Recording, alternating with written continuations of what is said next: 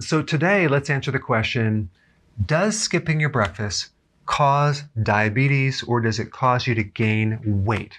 Okay? There's been quite a few studies out there that show the link between skipping a breakfast and worsening your blood sugars or increasing your risk for diabetes and even gaining more weight.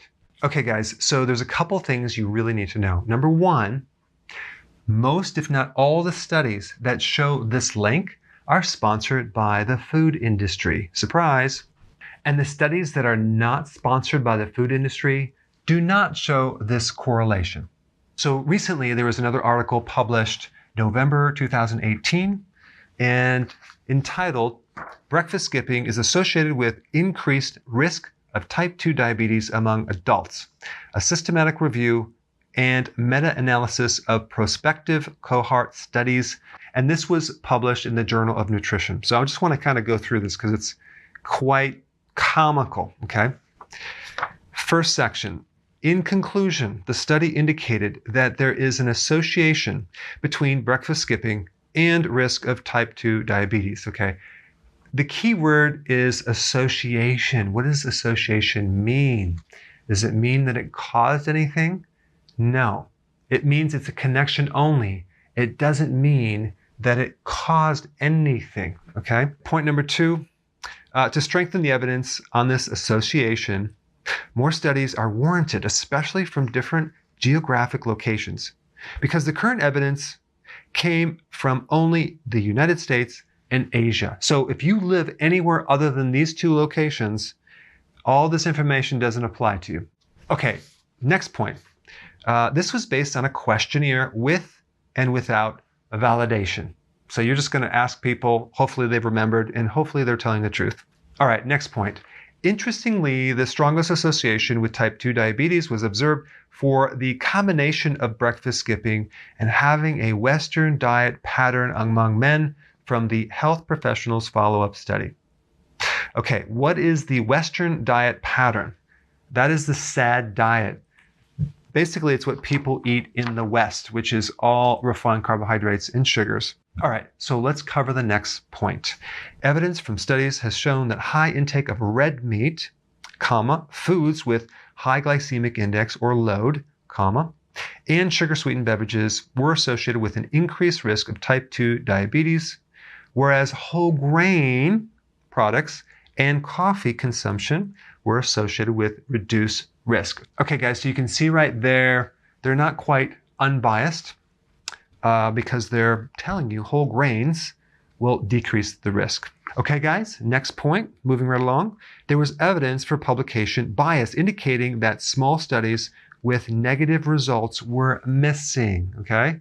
So you can see right there, they're basically cherry picking.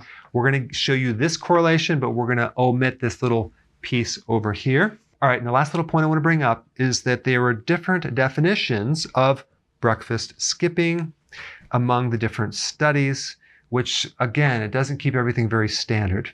So you can see, guys, that this study was completely filled with holes, but there's a really interesting paper that I put a link down below that you have to check out because it goes into this topic and how you can manipulate data.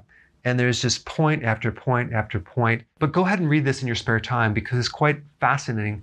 They list all the different studies on this connection between skipping a breakfast and diabetes, skipping breakfast and weight gain. And they basically show you all the results of the independent studies that are not sponsored by the food industry. So you can actually see the true information. And guys, I just wanted to bring up the most important point, okay? And that is this.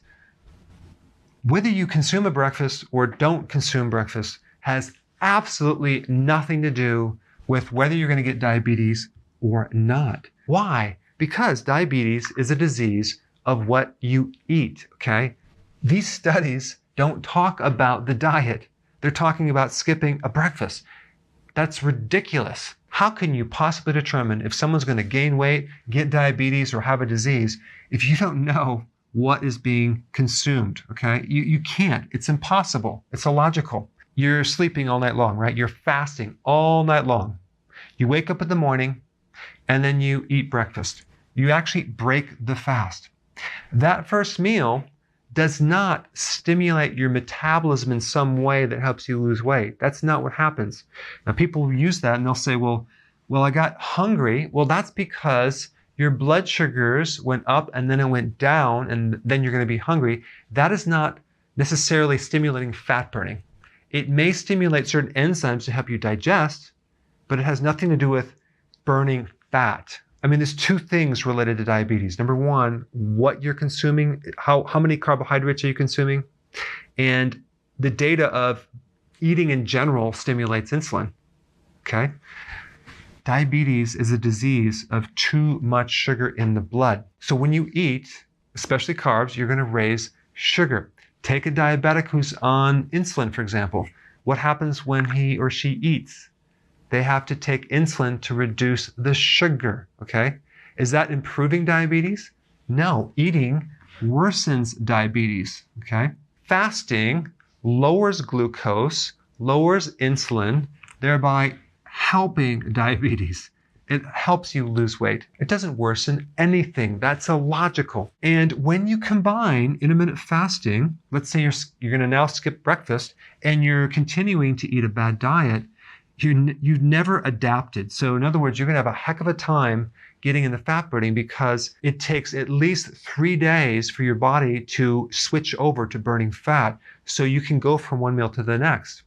If you've never adapted, if you skip breakfast, your blood sugars are going to go down. You're going to be really, really hungry, grouchy, and tired, and you're going to eat, you're going to feel better, but you're never going to fully adapt. And another big problem is that the media picks up on these studies, okay? And of course, you know why they're doing it. The food industry wants to get people to keep eating. The media picks it up, and then it becomes truth. And I want to show you something on that one point. All it seems to take is some association or some link to make it a fact. Here's some quotations that show breakfast is widely believed to protect against obesity. This is by Dr. Oz. The fact is, when you're trying to lose weight, you can't skip breakfast. Okay, that's false information. Here's another by WebMD. There's ample evidence that the simple act of eating breakfast every day is a big part of losing weight, lots of weight. Here's another one by the U.S. Surgeon General. Eating a healthy breakfast is a good way to start the day and may be important in achieving and maintaining a healthy weight. Here's one by Johns Hopkins. Studies show that breakfast can be important in maintaining a healthy body weight. Here's another one by Mayo Clinic. In fact, skipping breakfast actually increases your risk of obesity. And of course, the Academy of Nutrition and Dietetics want to trim your waist? Try eating breakfast. All right, guys, in summary, association does not mean cause. We are being hit from every angle of research data being manipulated and camouflaged as this credible evidence-based science. So in the future, if you see something like this, get the study, read it yourself before you accept it as an actual fact.